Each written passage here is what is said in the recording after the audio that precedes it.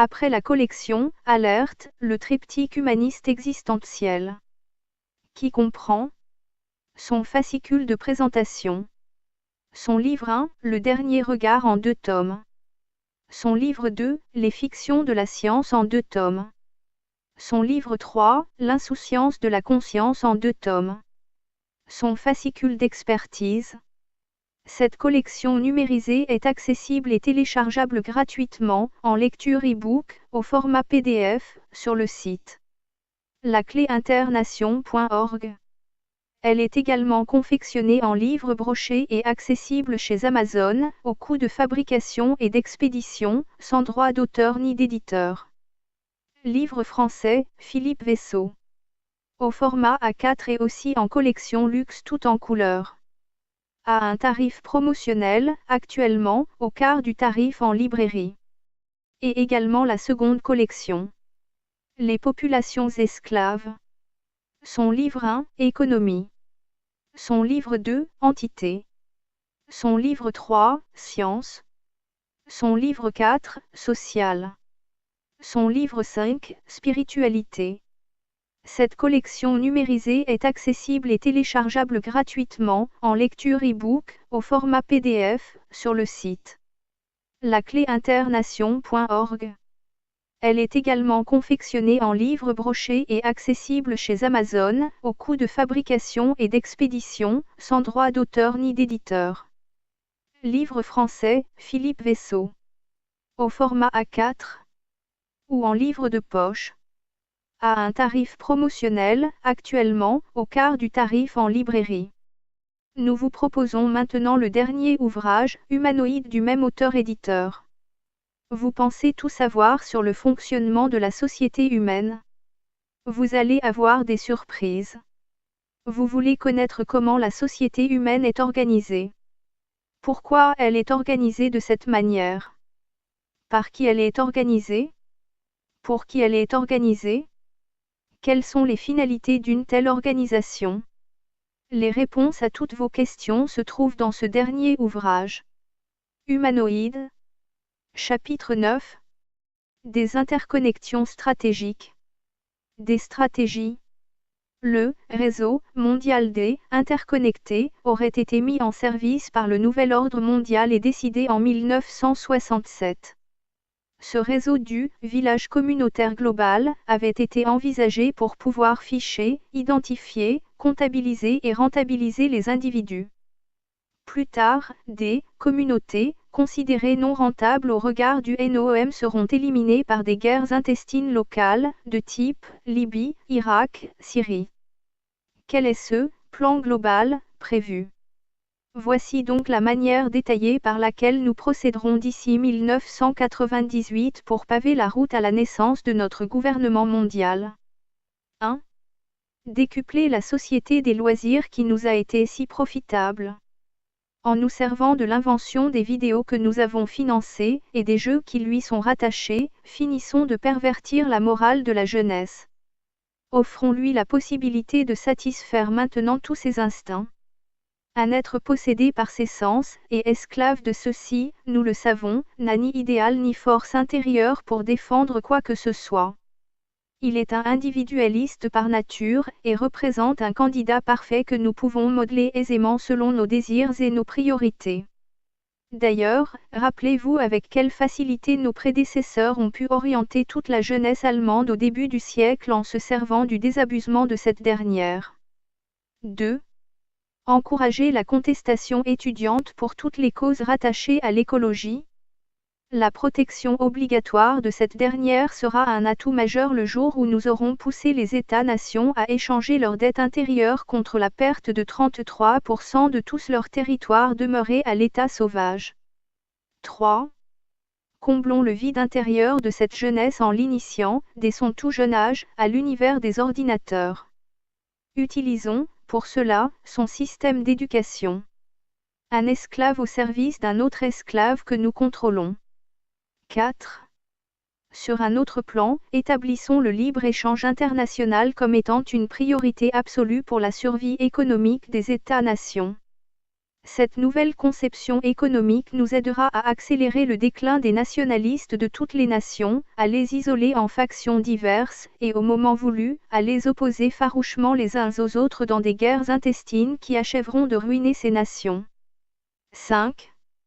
Pour nous assurer à tout prix de la réussite d'une telle entreprise, faisons en sorte que nos agents déjà infiltrés dans les ministères des Affaires intergouvernementales et de l'immigration des États-nations fassent modifier en profondeur les lois de ces ministères. Ces modifications viseront essentiellement à ouvrir les portes des pays occidentaux à une immigration de plus en plus massive à l'intérieur de leurs frontières, immigration que nous aurons d'ailleurs provoquée en ayant pris soin de faire éclater, ici et là, de nouveaux conflits locaux. Par des campagnes de presse bien orchestrées dans l'opinion publique des États-nations ciblés, nous provoquerons chez celles-ci un afflux important de réfugiés qui aura pour effet de déstabiliser leur économie intérieure et de faire augmenter les tensions raciales à l'intérieur de leur territoire. Nous verrons à faire en sorte que des groupes d'extrémistes étrangers fassent partie de ces afflux d'immigrants, ce qui facilitera la déstabilisation politique, économique et sociale des nations visées. 6. Ce libre-échange qui, en réalité, n'en est pas un car il est déjà contrôlé par nous, tout au sommet de la hiérarchie économique, noyautons-le en 3 commissions latérales, celle de l'Asie, celle de l'Amérique, celle de l'Europe. Il nous apportera la discorde à l'intérieur des États-nations par la hausse du chômage relié aux restructurations de nos multinationales. 7. Transférons lentement, mais sûrement, nos multinationales dans de nouveaux pays acquis à l'idée de l'économie de marché, tels les pays de l'Est de l'Europe, en Russie et en Chine par exemple.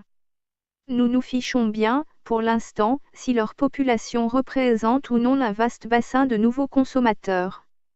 Ce qui nous intéresse, c'est d'avoir accès, en premier lieu, à une main-d'œuvre esclave, à bon marché et non syndiquée, que nous offrent ces pays et ceux du tiers-monde.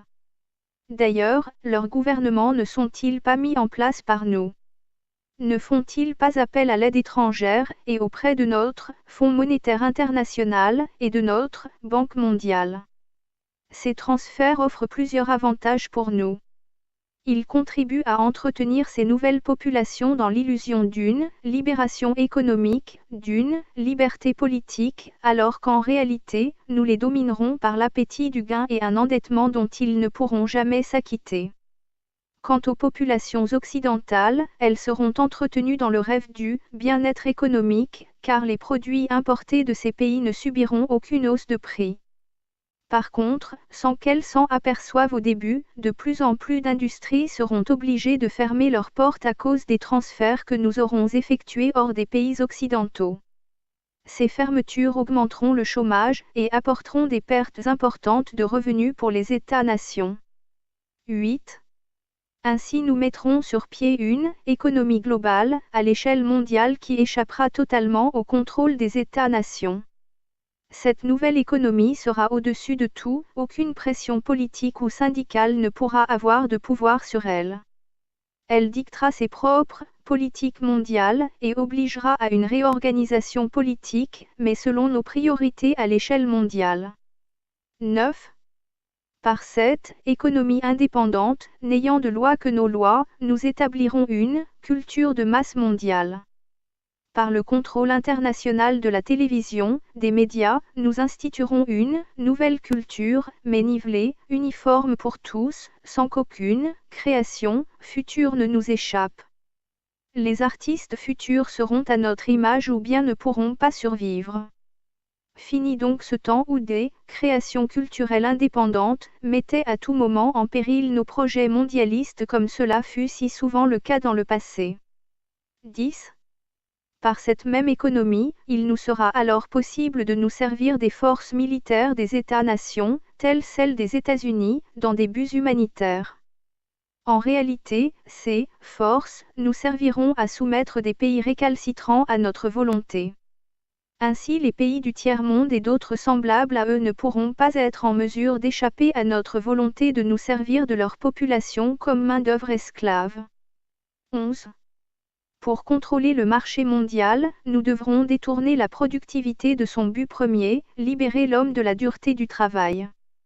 nous l'orienterons en fonction de la retourner contre l'homme en asservissant ce dernier à notre système économique où il n'aura pas le choix de devenir notre esclave, et même un futur criminel. 12.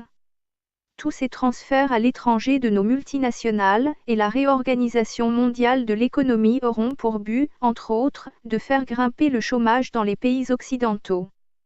Cette situation sera d'autant plus réalisable parce qu'au départ, nous aurons privilégié l'importation massive des produits de base à l'intérieur des États-nations et, du même coup, nous aurons surchargé ces États par l'emploi exagéré de leur population à la production de services qu'ils ne pourront plus payer.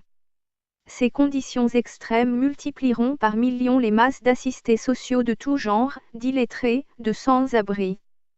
13.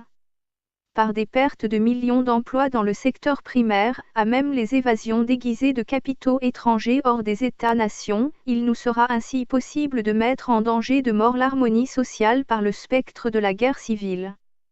14. Ces manipulations internationales des gouvernements et des populations des États-nations nous fourniront le prétexte d'utiliser notre FMI pour pousser les gouvernements occidentaux à mettre en place des budgets d'austérité, sous le couvercle de la réduction illusoire de leur dette nationale, de la conservation hypothétique de leur cote de crédit internationale, de la préservation impossible de la paix sociale. 15. Par ces mesures budgétaires d'urgence, nous briserons ainsi le financement des États-nations pour tous leurs méga-projets, qui représentent une menace directe à notre contrôle mondial de l'économie. 16. D'ailleurs, toutes ces mesures d'austérité nous permettront de briser les volontés nationales des structures modernes dans les domaines de l'énergie, de l'agriculture, du transport et des technologies nouvelles. 17. Ces mêmes mesures nous offriront l'occasion rêvée d'instaurer notre idéologie de la compétition économique.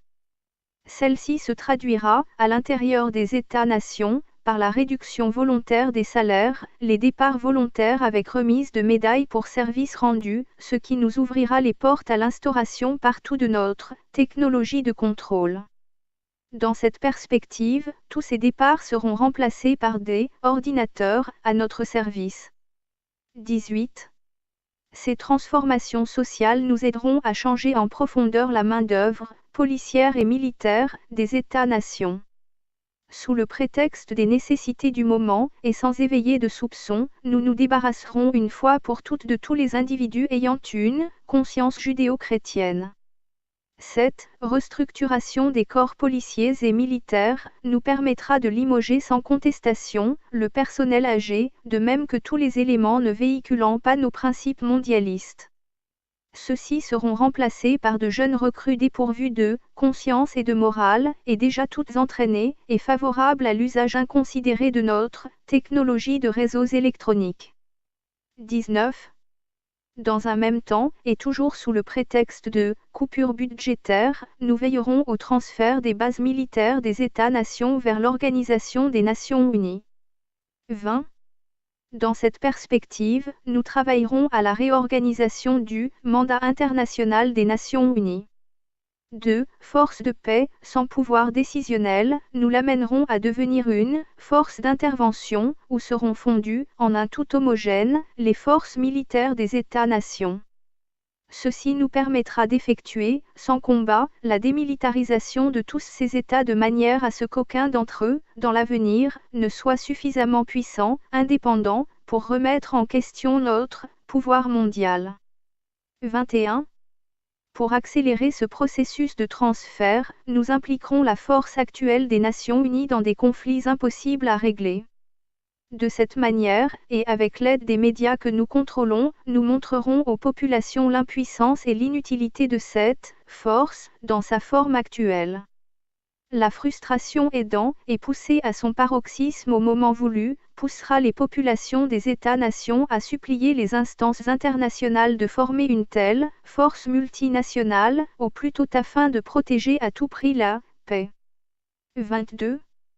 L'apparition prochaine de cette volonté mondiale d'une force militaire multinationale ira de pair avec l'instauration, à l'intérieur des États-nations, d'une force d'intervention multijuridictionnelle. Cette combinaison des effectifs policiers et militaires, créée à même le prétexte de l'augmentation de l'instabilité politique et sociale grandissante à l'intérieur de ces États croulant sous le fardeau des problèmes économiques, nous permettra de mieux contrôler les populations occidentales. Ici, l'utilisation à outrance de l'identification et du fichage électronique des individus nous fournira une surveillance complète de toutes les populations visées. 23. Cette réorganisation policière et militaire intérieure et extérieure des États-nations permettra de faire converger le tout vers l'obligation de la mise en place d'un centre mondial judiciaire. Ce centre permettra aux différents corps policiers des États-nations d'avoir rapidement accès à des banques de données sur tous les individus potentiellement dangereux pour nous sur la planète. L'image d'une meilleure efficacité judiciaire et les liens de plus en plus étroits créés et entretenus avec le militaire nous aideront à mettre en valeur la nécessité d'un tribunal international, doublé d'un système judiciaire mondial, l'un pour les affaires civiles et criminelles individuelles et l'autre pour les nations. 24. Au cours de la croissance acceptée par toutes de ces nouvelles nécessités, il sera impérieux pour nous de compléter au plus tôt le contrôle mondial des armes à feu à l'intérieur des territoires des États-nations. Pour ce faire, nous accélérerons le plan Alpha, mis en œuvre au cours des années 60 par certains de nos prédécesseurs. Ce plan, à l'origine, visait deux objectifs qui sont demeurés les mêmes encore aujourd'hui, par l'intervention de tireurs fous, créer un climat d'insécurité dans les populations pour amener à un contrôle plus serré des armes à feu. Orienter les actes de violence de manière à en faire porter la responsabilité par des extrémistes religieux, ou des personnes affiliées à des allégeances religieuses de tendance traditionnelle, ou encore, des personnes prétendant avoir des communications privilégiées avec Dieu. Aujourd'hui, afin d'accélérer ce contrôle des armes à feu, nous pourrons utiliser la chute des conditions économiques des États-nations qui entraînera avec elle une déstabilisation complète du social, donc augmentation de la violence. Je n'ai pas besoin de vous rappeler ni de vous démontrer, frères, les fondements de ce contrôle des armes à feu. Sans celui-ci, il deviendrait presque impossible pour nous de mettre à genoux les populations des États visés. Rappelez-vous avec quel succès nos prédécesseurs ont pu contrôler l'Allemagne de 1930 avec les nouvelles lois mises en application à l'époque, lois d'ailleurs sur lesquelles sont fondées les lois actuelles des États-nations pour ce même contrôle. 25. Les dernières étapes se rapportent à la phase oméga, expérimentée à partir des expérimentations effectuées au début des années 70. Elle renferme la mise en application, à l'échelle mondiale, des armes électromagnétiques. Les changements de climat, entraînant la destruction des récoltes, la faillite dans ces conditions, des terres agricoles. L'avenir du contrôle des populations, de ces États passe obligatoirement par le contrôle absolu, par nous, de la production alimentaire à l'échelle mondiale, et par la prise de contrôle des principales routes alimentaires de la planète. Pour ce faire, il est nécessaire d'utiliser l'électromagnétique, entre autres, pour déstabiliser les climats des États les plus productifs sur le plan agricole.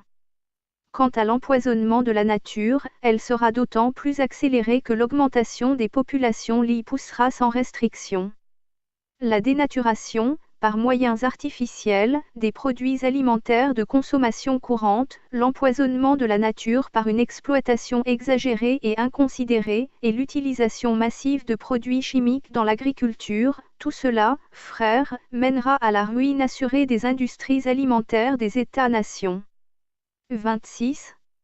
L'utilisation de l'électromagnétique pour provoquer des tremblements de terre dans les régions industrielles les plus importantes des États-nations contribuera à accélérer la chute économique des États les plus menaçants pour nous, de même qu'à amplifier l'obligation de la mise en place de notre nouvel ordre mondial.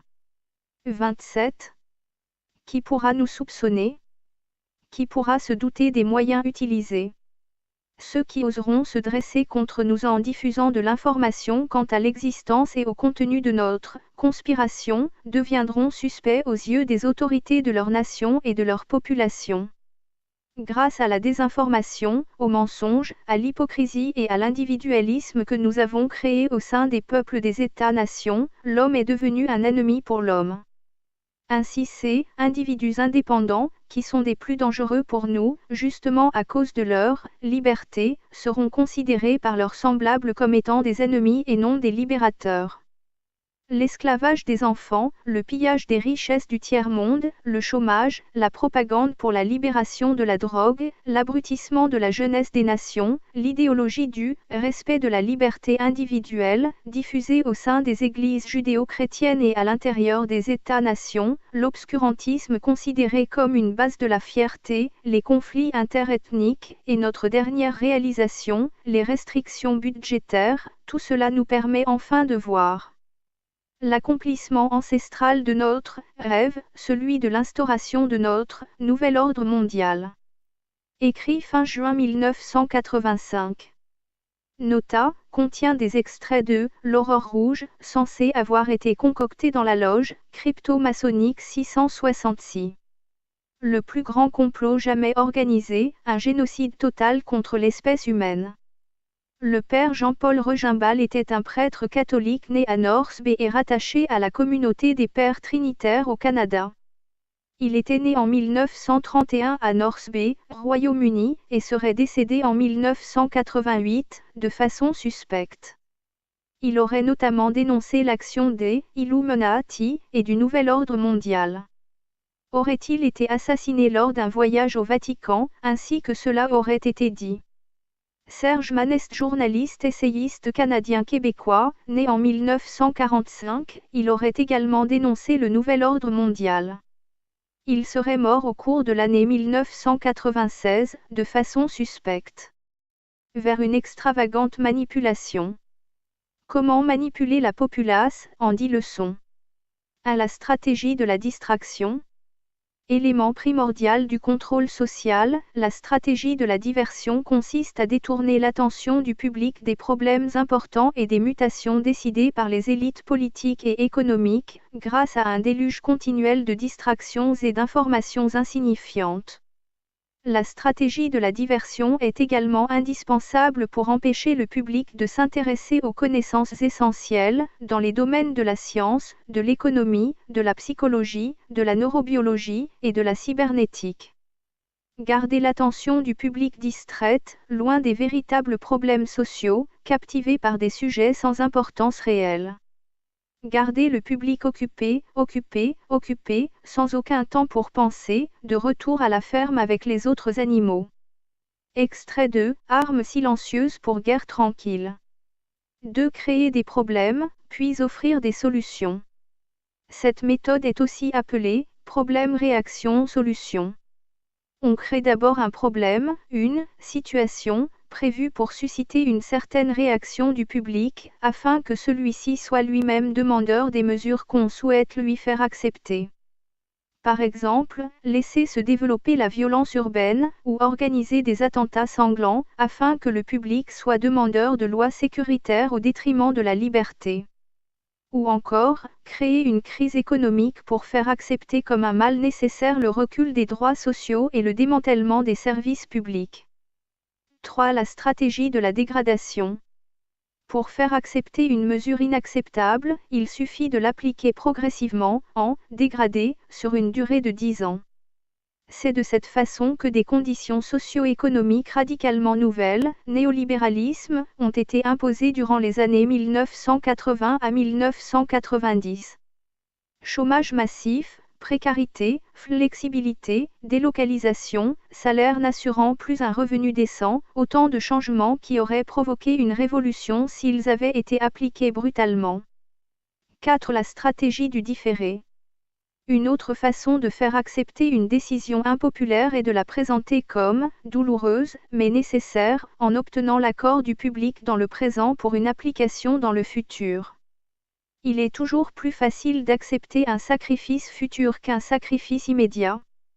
D'abord parce que l'effort n'est pas à fournir tout de suite. Ensuite parce que le public a toujours tendance à espérer naïvement que tout ira mieux demain et que le sacrifice demandé pourra être évité. Enfin, cela laisse du temps au public pour s'habituer à l'idée du changement et l'accepter avec résignation lorsque le moment sera venu. 5. S'adresser au public comme à des enfants en bas âge. La plupart des publicités destinées au grand public utilisent un discours, des arguments, des personnages et un ton particulièrement infantilisant, souvent proche du débilitant, comme si le spectateur était un enfant en bas âge ou un handicapé mental. Plus on cherchera à tromper le spectateur, plus on adoptera un ton infantilisant. Pourquoi ?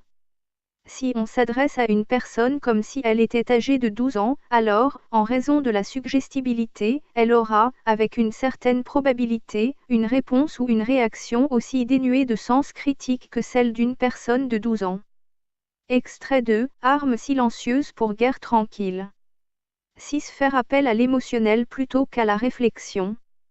Faire appel à l'émotionnel est une technique classique pour court-circuiter l'analyse rationnelle, et donc le sens critique des individus.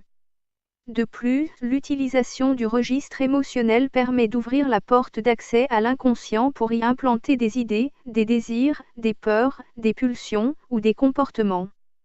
7. Maintenir le public dans l'ignorance et la bêtise. Faire en sorte que le public soit incapable de comprendre les technologies et les méthodes utilisées pour son contrôle et son esclavage. La qualité de l'éducation donnée aux classes inférieures doit être la plus pauvre, de telle sorte que le fossé de l'ignorance qui isole les classes inférieures des classes supérieures soit et demeure incompréhensible par les classes inférieures. Extrait 2, Armes silencieuses pour guerre tranquille. 8. Encourager le public à se complaire dans la médiocrité. Encourager le public à trouver cool le fait d'être stupide, vulgaire et inculte. 9. Remplacer la révolte par la culpabilité. Faire croire à l'individu qu'il est seul responsable de son malheur, à cause de l'insuffisance de son intelligence, de ses capacités ou de ses efforts. Ainsi, au lieu de se révolter contre le système économique, l'individu s'auto-dévalue et culpabilise, ce qui engendre un état dépressif dont l'un des effets est l'inhibition de l'action. Et sans action, pas de révolution. 10. Connaître les individus mieux qu'ils ne se connaissent eux-mêmes. Au cours des 50 dernières années, les progrès fulgurants de la science ont creusé un fossé croissant entre les connaissances du public et celles détenues et utilisées par les élites dirigeantes. Grâce à la biologie, la neurobiologie et la psychologie appliquée, sans compter les enquêtes de surveillance d'écoute et de renseignement, le système est parvenu à une connaissance avancée de l'être humain, à la fois physiquement et psychologiquement. Le système en est arrivé à mieux connaître l'individu moyen que celui-ci ne se connaît lui-même. Cela signifie que dans la majorité des cas, le système détient un plus grand contrôle et un plus grand pouvoir sur les individus que les individus eux-mêmes. Nota, contient des extraits de L'Aurore rouge. Vers la réalisation d'un occulte mondial. Les moyens de financement du projet, contrôle du FMI, du GATT, de la Commission de Bruxelles, de l'OTAN, de l'ONU. Et d'autres organismes internationaux. Les dernières 18 années furent très profitables pour l'avancement de nos projets mondiaux. Je peux vous dire, frères, que nous touchons maintenant presque au but. La chute des États-nations n'est plus qu'une question de temps, assez court, dois-je vous avouer en toute confiance. Grâce à nos agents d'infiltration et à nos moyens financiers colossaux, des progrès sans précédent ont maintenant été accomplis dans tous les domaines de la science et de la technologie dont nous contrôlons financièrement les plus grandes corporations. Depuis les réunions secrètes avec Monsieur de Rothschild dans les années 56, et qui avaient pour but de mettre au point le développement et l'implantation mondiale des ordinateurs, il nous est maintenant possible d'entrevoir la mise en place d'un genre d'autoroute internationale où toutes ces machines seraient reliées entre elles. Car, comme vous le savez déjà, le contrôle direct et individuel des populations de la planète serait à tout le moins totalement impossible sans l'usage des ordinateurs et leur rattachement électronique les uns par rapport aux autres en un vaste réseau mondial. Ces machines d'ailleurs ont l'avantage de pouvoir remplacer des millions d'individus. De plus, elles ne possèdent ni conscience, ni morale aucune, ce qui est indispensable pour la réussite d'un projet comme le nôtre. Surtout, ces machines accomplissent, sans discuter, tout ce qui leur est dicté. Elles sont des esclaves parfaits dont ont tant rêvé nos prédécesseurs, mais sans qu'ils aient été à même de se douter qu'un jour, il nous serait possible d'accomplir un tel prodige. Ces machines sans patrie, sans couleur, sans religion, sans appartenance politique, sont l'ultime accomplissement et outil de notre nouvel ordre mondial. Elles en sont la pierre angulaire. L'organisation de ces machines en un vaste réseau mondial dont nous contrôlerons les leviers supérieurs nous servira à immobiliser les populations. Comment ? Comme vous le savez, la structure de base de notre nouvel ordre mondial est composée, dans son essence, d'une multitude de réseaux divers couvrant chacun toutes les sphères de l'activité humaine sur toute l'étendue de la planète. Jusqu'à ce jour, tous ces réseaux étaient reliés entre eux par une base idéologique commune, celle de l'homme comme étant le centre et l'ultime accomplissement de l'univers. Ainsi, grâce à tous ces réseaux unis par le lien de la nouvelle religion de l'homme pour l'homme, nous avons pu facilement infiltrer tous les secteurs humains dans tous les pays occidentaux, et en modifier la base judéo-chrétienne. Le résultat est qu'aujourd'hui, cet homme, qu'il fasse partie du politique, de l'économique, du social, de l'éducation, du scientifique ou du religieux, a déjà, depuis notre dernière réunion de fin juin 1967, abandonné son héritage passé pour le remplacer par notre idéal d'une religion mondiale basée uniquement sur l'homme. Coupé ainsi qu'il est dorénavant de ses racines historiques, cet homme n'attend plus, en définitive, que lui soit proposée une nouvelle idéologie. Celle-ci, bien entendu, est la nôtre, celle du village communautaire global dont il sera le centre. Et c'est précisément ce que nous lui apporterons en l'encourageant à faire partie, corps et âme, de ce réseau électronique mondial où les frontières des États-nations auront été à tout jamais abolies, anéanties jusqu'à leurs racines les plus profondes. Pendant que cet homme égaré sera absorbé par son enthousiasme aveugle à faire partie de sa nouvelle communauté mondiale en faisant partie de ce vaste réseau d'ordinateurs, pour notre compte, nous verrons, à partir des leviers supérieurs qui lui seront cachés, à le ficher, à l'identifier, à le comptabiliser, et à le rentabiliser selon nos propres objectifs. Car à l'intérieur de cette nouvelle société globale, aucun individu ayant un potentiel de rentabilité pour nous, ne pourra nous échapper. L'apport constant de la technologie électronique devra nous assurer de tous les moyens pour ficher, identifier et contrôler tous les individus des populations de l'Occident. Quant à ceux qui ne représenteront aucune rentabilité exploitable par nous, nous verrons à ce qu'ils s'éliminent d'eux-mêmes à travers toutes les guerres intestines locales que nous aurons pris soin de faire éclater ici et là en nous ayant servi, et de la chute de l'économie des États-nations, et des oppositions et des revendications des divers groupes composant ces mêmes États.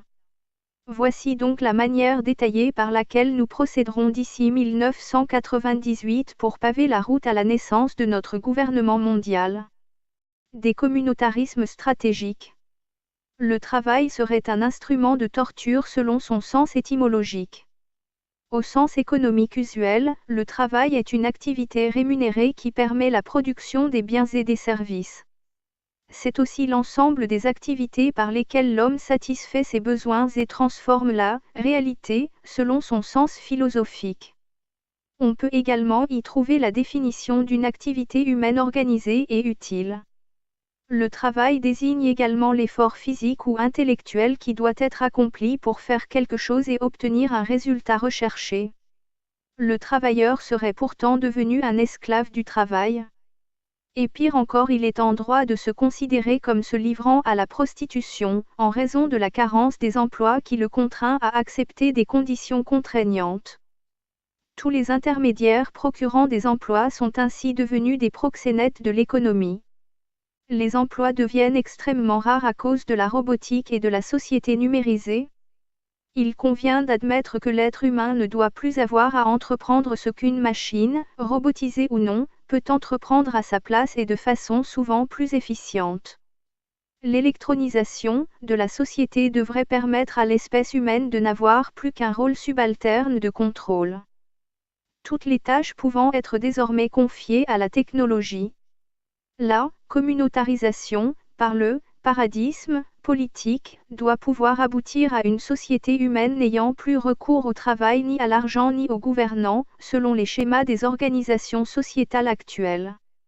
La communautarisation est le seul moyen de pouvoir transmettre à tous les outils de la technologie et de la production. Ils ne doivent plus rester entre les mains de l'oligarchie dirigeante et destructrice de la moralité. La suppression des échanges par le système monétaire est le premier obstacle à franchir. Le second obstacle étant un modèle équitable de redistribution des productions. D'autres obstacles, liés aux religions et aux cultures, devront également être surmontés. Les nouveaux modèles devront passer par un partage communautaire des créations, des connaissances et des découvertes, au nom d'une plus grande dignité humaine. La liberté, l'autogestion et la coopération seront les nouveaux éléments directeurs de la future société humaine où celle-ci ne sera plus. La communautarisation des moyens de production et des moyens technologiques sont la condition essentielle à la survie humaine sur cette planète pour une meilleure justice sociale. Il n'y a plus aucune raison de tomber dans la pauvreté en considérant le niveau technologique que nous avons aujourd'hui. Le modèle actuel d'organisation de la société n'a jamais été en mesure de gérer équitablement les communautés humaines. Il ne sert qu'à permettre à une oligarchie cupide et criminelle de se valoriser. Ce modèle est totalement incapable de diriger l'humanité. L'activité humaine doit pouvoir tout simplement être choisie par chacun de ses membres et sans contrainte. Chacun doit pouvoir décider de son sort, de sa coopération personnelle et de sa contribution au profit communautaire. Avec la fin de cet esclavage de prostitution, l'espèce humaine redeviendra libre de ses actions, de ses choix et de ses idées. Le servage de la majorité humaine au seul profit de la minorité oligarchique arrive à son terme. La liberté doit être accessible à toutes les populations, sauf à courir à un échec global de la société. L'homme providentiel n'est qu'un représentant du système oligarchique. Il représente la décadence des modèles de société ainsi que du modèle européen. Le fameux adage « séduction, élection, trahison » confirme l'actuel fonctionnement des institutions. Cette situation existe depuis au moins 20 siècles. Les églises catholiques ont été bâties à partir d'une icône et d'un mythe. La ville de Nazareth est censée avoir accueilli la naissance de Jésus, or cette ville n'existait pas au moment présumé de cette naissance. Les textes sacrés auraient été écrits plusieurs centaines d'années après cette naissance présumée, sans aucune preuve historique permettant de crédibiliser cette histoire et ses dogmes religieux. Jean Mélier, un curé de campagne à Étrépigny dans les Ardennes, accuse les prêtres et exégètes d'interpréter la Bible à leur convenance, de maintenir leur emprise sur le peuple en utilisant la peur et de garder un silence complice face à l'abus des grands.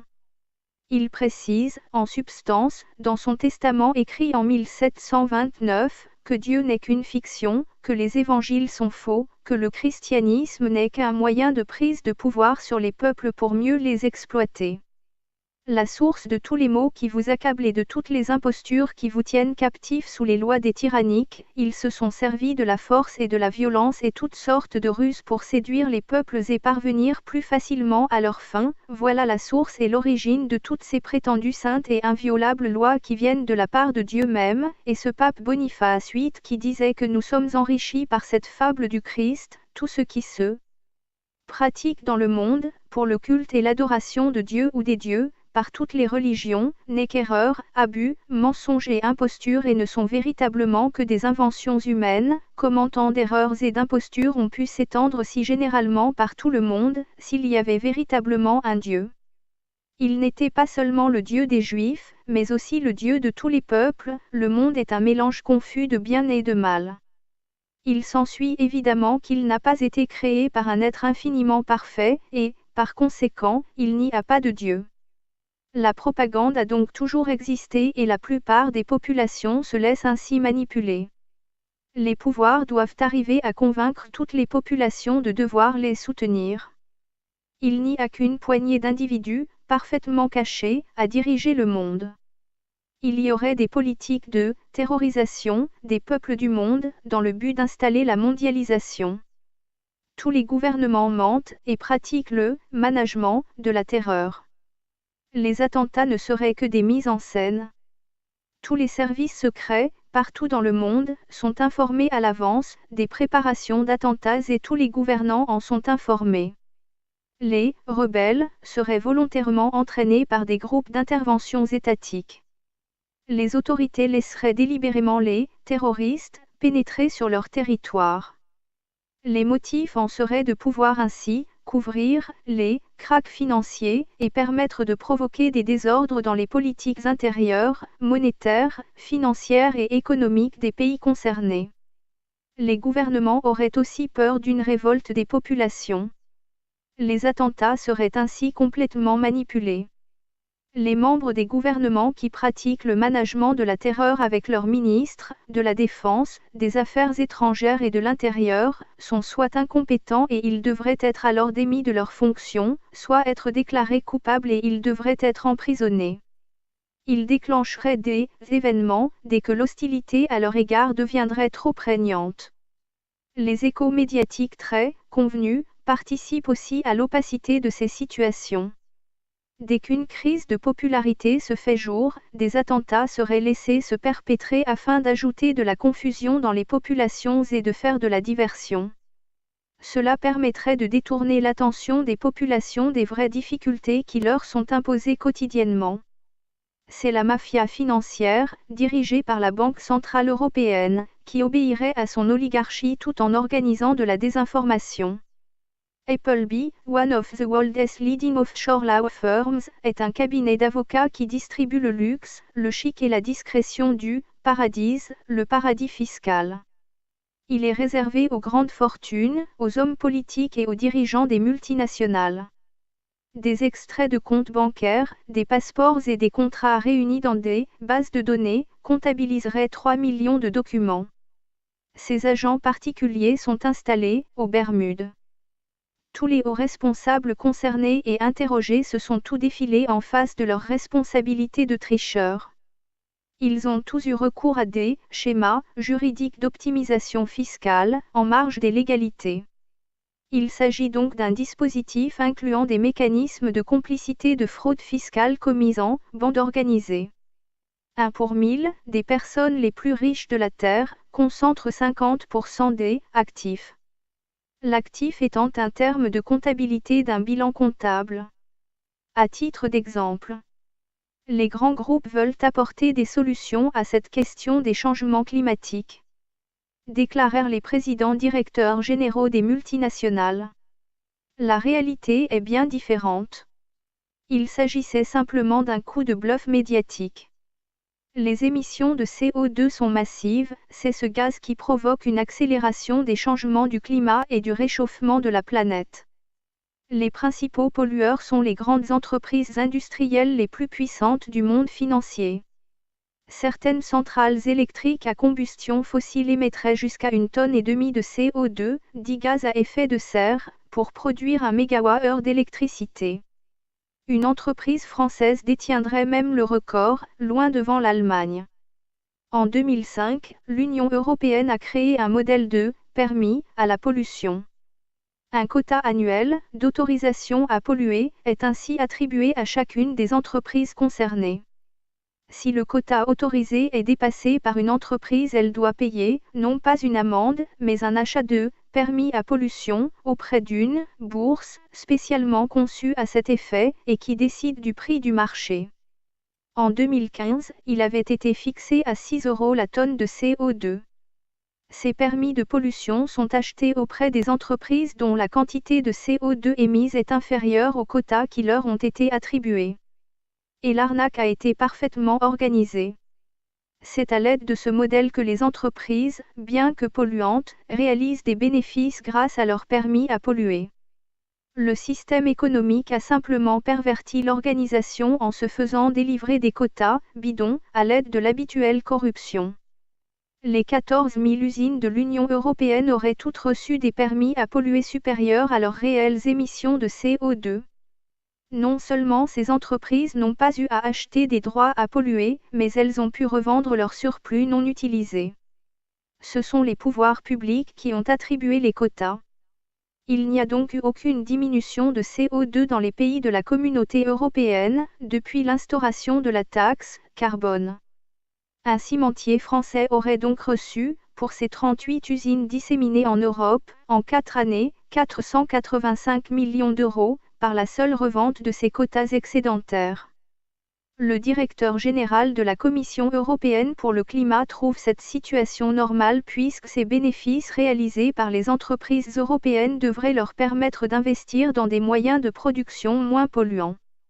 Tout en reconnaissant qu'aucun moyen de contrôle sur l'utilisation de ces profits financiers n'aurait été envisagé. Il se félicite même d'avoir pu ainsi conserver les entreprises en Europe, alors qu'elles auraient pu être tentées de partir investir ailleurs. C'est en effet l'argument développé par les lobbyistes sur d'éventuels risques de fuite carbone pour pouvoir bénéficier des avantages accordés. Des politiques environnementales qui seraient trop contraignantes les forceraient à délocaliser leur production. Cette menace a-t-elle un réel fondement ?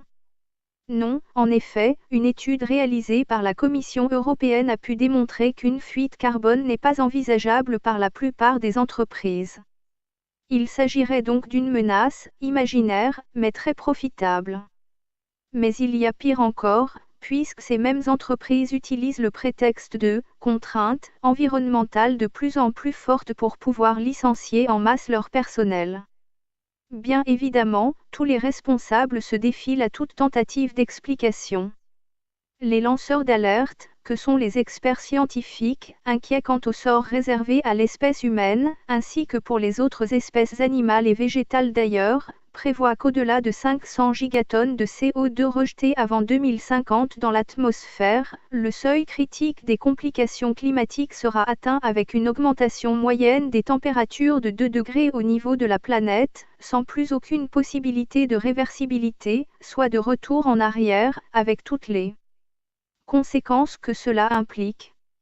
Or, les seuls producteurs de pétrole auraient une prévision volontaire d'exploitation équivalente à 2500 gigatonnes de CO2 pour cette même période, soit 5 fois plus que l'admissibilité et donc d'une élévation de température à 3,5 degrés au minimum.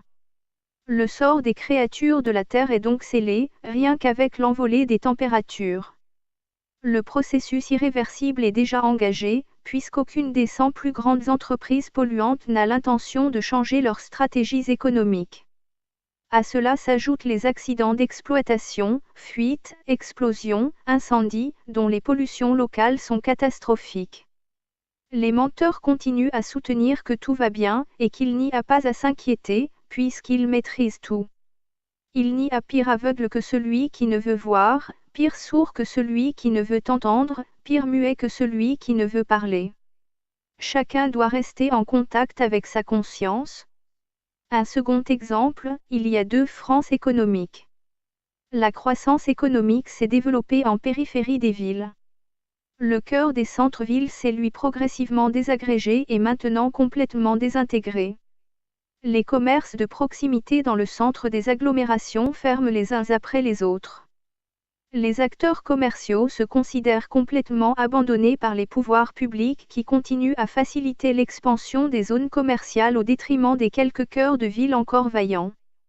La conséquence en est un déclassement du statut social, lié à une situation d'insécurité, causée par une accumulation des cas sociaux dans les centres-villes et d'une misère grandissante résultant du chômage de masse.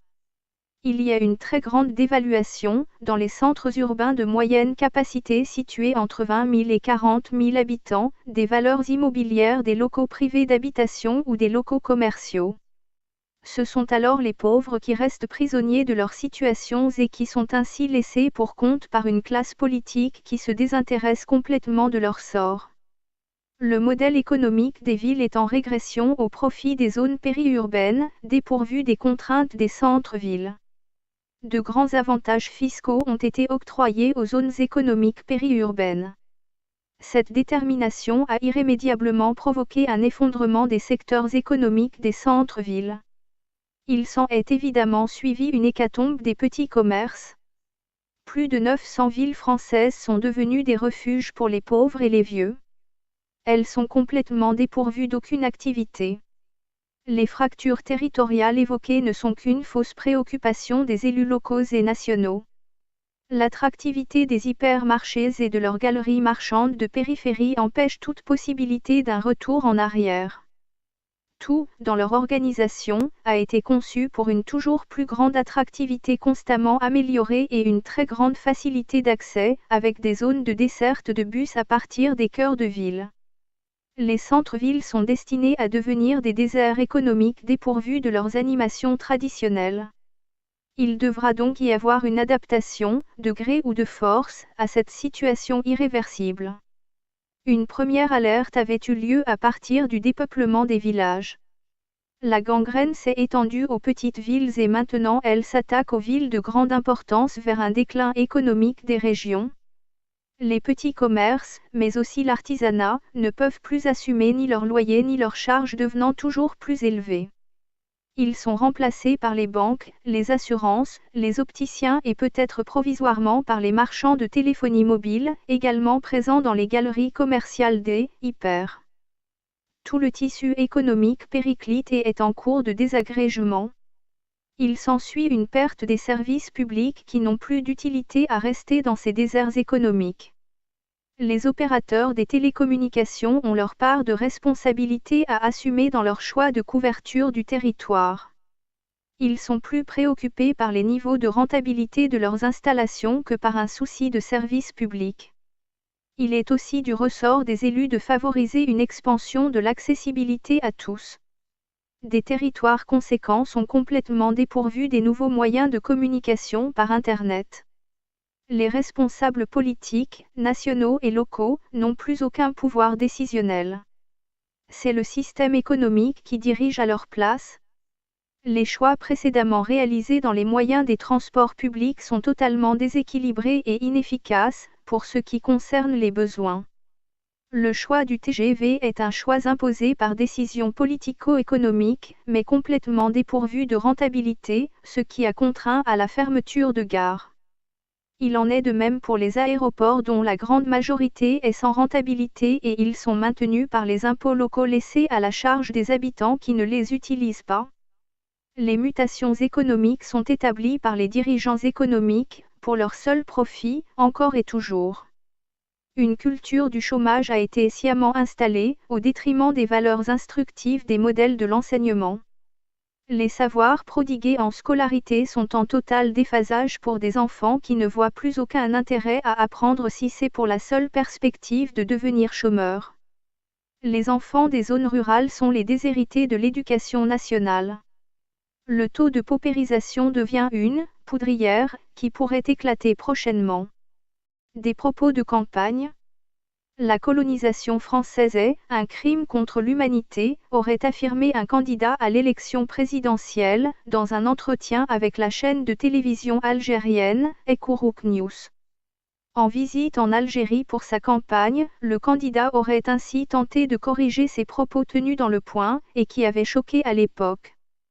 Oui, en Algérie, il y a eu la torture, mais aussi l'émergence d'un État, de richesse, de classe moyenne, c'est la réalité de la colonisation. Il y a eu des éléments de civilisation et des éléments de barbarie. Cette fois, il aurait assuré. Je pense qu'il est inadmissible de faire la glorification de la colonisation. Certains ont voulu faire cela en France, il y a 10 ans. Jamais vous ne m'entendrez tenir ce genre de propos. J'ai toujours condamné la colonisation comme un acte de barbarie. Et d'ajouter, la colonisation fait partie de l'histoire française. C'est un crime contre l'humanité, c'est une vraie barbarie. Et ça fait partie de ce passé que nous devons regarder en face, en présentant nos excuses à l'égard de celles et ceux envers qui nous avons commis ces gestes. Mais, en même temps, aurait-il poursuivi. Il ne faut pas balayer tout ce passé. Et je ne regrette pas cela parce qu'il y a une jolie formule qui vaut pour l'Algérie, la France a installé les droits de l'homme en Algérie. Simplement elle a oublié de les lire. Et puis, son nom ancestral de « guerrier » lui aurait été attribué par sa tribu kanak sur son île de Lifou. Il devint champion du monde de football en 1998. Certains de ses ancêtres auraient été transportés en France en 1931, à des fins d'exhibition de « cannibales » pour une exposition coloniale. Ils auraient ensuite été transférés dans un zoo des Pays-Bas. Telles auraient été les turpitudes du pouvoir colonial français, à cette époque.